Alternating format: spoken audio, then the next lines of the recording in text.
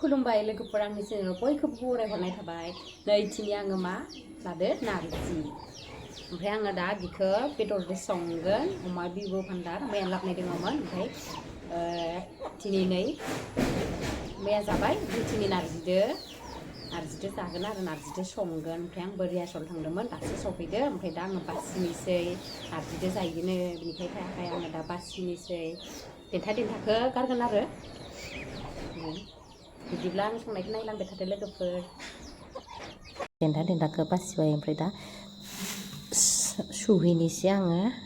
सोमना दोननाय मोनबा मोजां जायोमोन दा नै आङो सामब्राम पियास रेडि खालामना लाखाजोब्बाय आरो आङो ओमफ्राय बानलु जिरा दायो देगोन आं नैखौ आङो ग्रेनावसो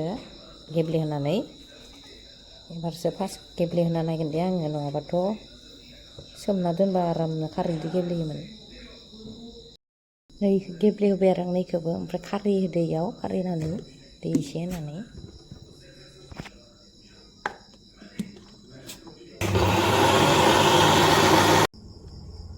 नै गेब्लेबाय नै गेब्लेहोना लाबाय आरो आं ओमफ्राय दा साराय जानबाय बेदर एवनो आङो थाव होबाय सारायाव ओमफ्राय दानिया आं पियास होनोसै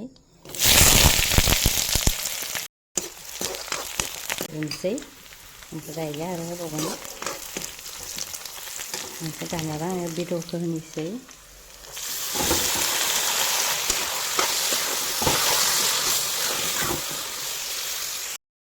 आङो बेदराव हालदै संख्रि होबाय आरो ओमफ्राय नै देनायखौ होनोसै आङो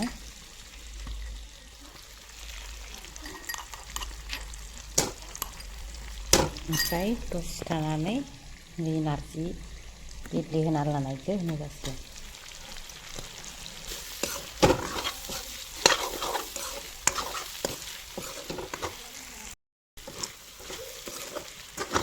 दा आं नै नारजिखौ होनोसै आरो नारजिखौ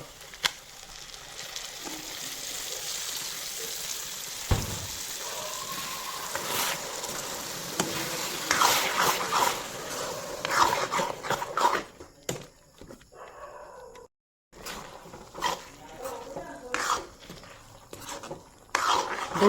होगोन आरो दसे थानानै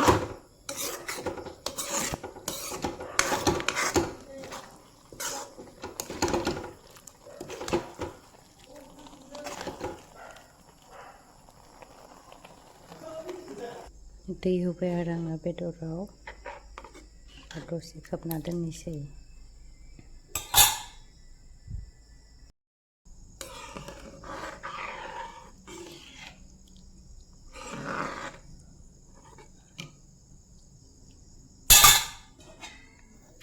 खोबना दोननोसै आं दसे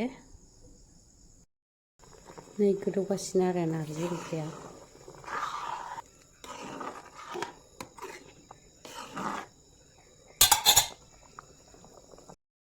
नै लोगोफोर मोनसिगोन आरोना दसे थानानै एसां गथा खालामा